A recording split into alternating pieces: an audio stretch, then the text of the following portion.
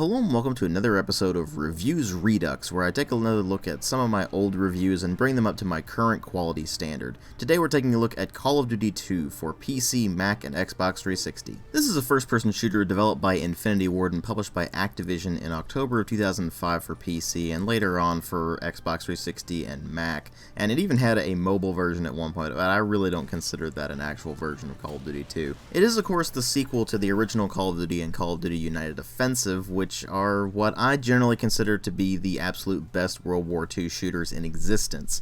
And so the real question here is, how do you follow up that? Well, Infinity Ward's answer to that question is to develop a game that would effectively become the template for the rest of the series in terms of the actual gameplay mechanics, but I'll get to that more when I get to the actual gameplay part of this review. Let's go ahead and do what we normally do here and start this thing off by delving into the presentation. Obviously, when you compare this to the original Call of Duty and even United Offensive, it's night and day. This is a huge leap forward in terms of the visuals, and it's actually kind of impressive considering that the original game ran on a modified version of id Tech 3, the Quake 3 engine, and this one runs on just a modified version of what they had in the original Call of Duty. So despite this actually looking a lot better than Quake 3 engine games, this actually still runs on a heavily modified version of the Quake 3 engine, and that would actually persist on up through the current era of Call of Duty. They still make stuff on this engine, which is now known as the IW engine, of course. And even a decade later, this game actually still looks pretty damn good. It's got some rather solid texture quality, the animations are generally fairly smooth for the most part, the modeling is generally pretty well done, although there are some weird issues here and there, but it's certainly not enough to tank the experience, and when you get everything going in this huge spectacle of warfare, it actually works out really well. The production values for the game were very high, and of course that does mean that it actually paid off in the long run. This game still looks pretty good to this day. Well, at least if you're playing the PC version anyway. I don't know how the Xbox version is, but the PC version still holds up pretty well. But then there's the sound design, which really doesn't hold up quite as well as the visuals do. The weapon sounds in particular are often rather pathetic, they don't really sound like actual firearms, and it really does have a detrimental effect in the long run. I mean, to give you an idea, just listen to how the rifles sound. They just don't sound right.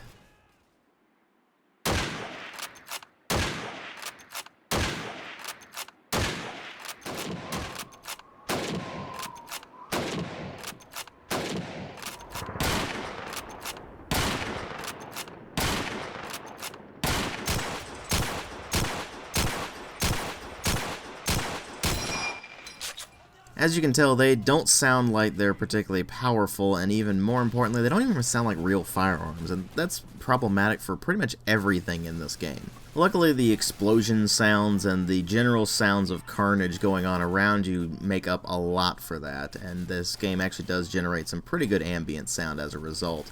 The soundtrack, on the other hand, while very fitting to what's going on and very well done, is ultimately a very generic World War II soundtrack, and it really just fades into the background. It ultimately falls into the same pit that every other generic World War II soundtrack does, and that is that I don't remember a single track from this thing standing out. Quite literally, every single World War II game soundtrack bleeds together in my mind. I can barely tell any of them apart. Of course, that's more of a retrospective thing than anything else. I mean, let's face it, there are way too many World War II games out there, and way too many of them use this general style of soundtrack, so of course they're all going to bleed together eventually. But of course, that's not enough to make or break this game, and what really matter here are the story and the gameplay, and the story in this is, well, it's a World War II FPS, and no soldier fights alone, according to Call of Duty 1 and Call of Duty 2. So you take part in a lot of rather large battles as well as some smaller operations throughout World War II, starting with the Soviet campaign, which has you taking control of a soldier fighting a defensive battle in Moscow, and moving on to the Stalingrad campaign,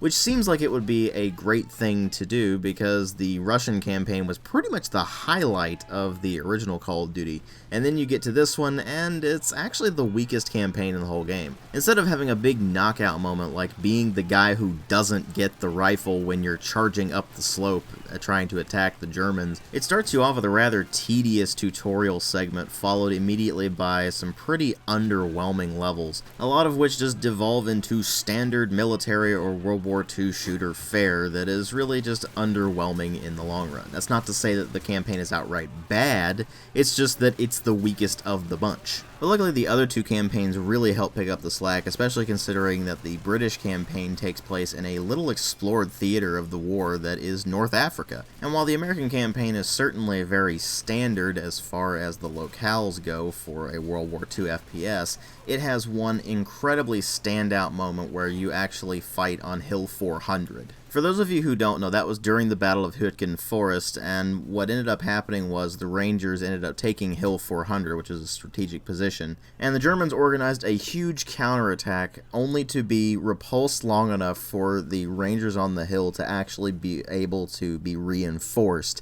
And by that point, only about 20 to 25 of them, the numbers I've seen actually vary depending on the source you're looking at, but it's generally between 20 and 25 soldiers actually survived the whole thing. And that raises a very important point about Call of Duty 2 and of course Call of Duty 1 by extension. Their campaigns were always set up differently from your average World War II shooter. Sure, you have that high-octane adrenaline rush that you get from having to fight off such a massive counterattack and things like that, but instead of being a full-on power fantasy like pretty much everything post-Modern Warfare 2, this actually takes itself a bit more serious. It's like, yeah, this is a video game, we're not going to really strive too much for realism, but it would be incredibly disrespectful to just treat this as purely an action game and not recognize the actual historical significance of the things that we are emulating here. And so you get some documentary footage interspersed between the various levels to kind of remind you that, hey, this stuff isn't just a video game, this was a historical reality to some degree. And there's not really all that many other games that do anything quite like that. Sure, they are based on historical reality, but let's face it, something like Medal of Honor is way more influenced by war movies than it is by anything else. But while something like Medal of Honor takes a lot of influence from these big bombastic war movies, Call of Duty 2 takes some influence from those, sure, but it takes more influence from things like Band of Brothers, which focus way more on the actual soldiers and the more reality of the situation than simply trying to emulate Hollywood. And it really works out very well for this game in the long run. Call of Duty 1 was the same way.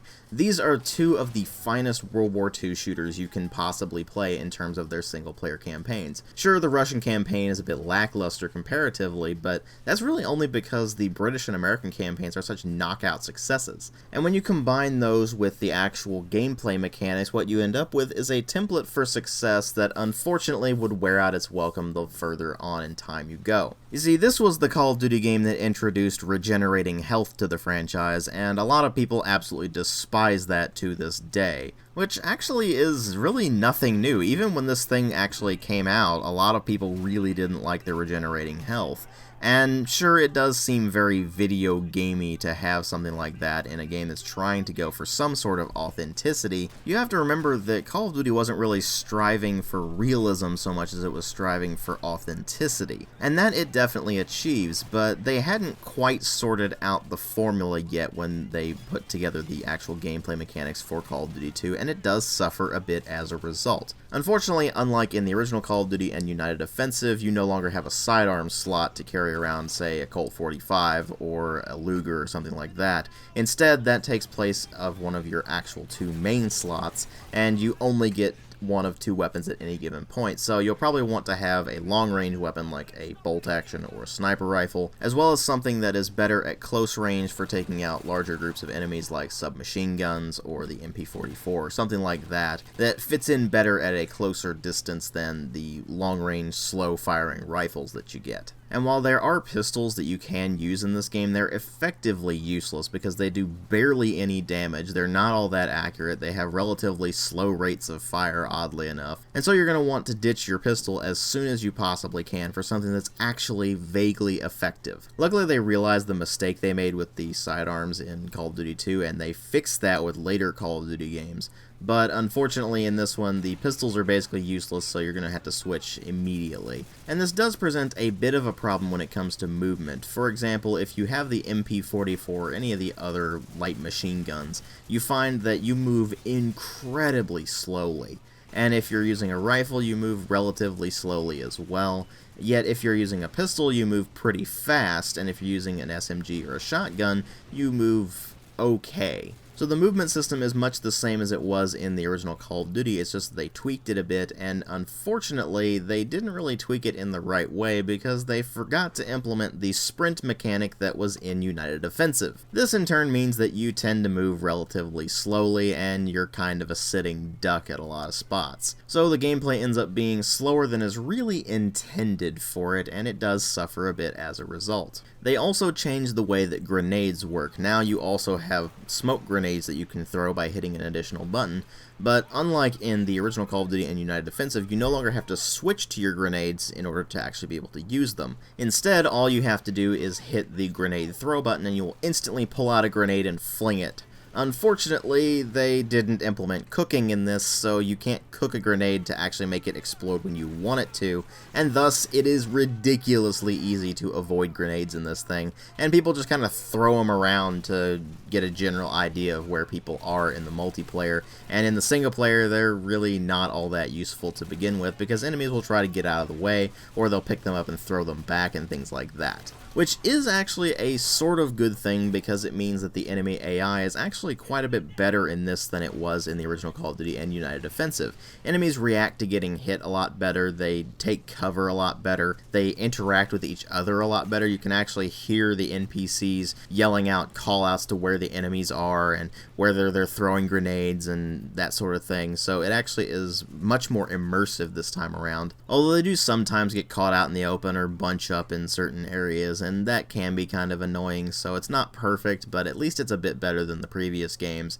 And generally, while there are a few issues with certain changes they made, for the most part you can tell that they were very well intentioned and they generally work out okay, although the game does end up feeling weaker in general than the previous Call of Duty game. It feels more like a transitionary piece when you have it in the wider context of the Call of Duty series. It's that game that is the bridge between the original Call of Duty being a fairly old school FPS with health packs and things like that, to the more modern style that we've become used to since Call of Duty 4, and unfortunately that has stagnated in the series.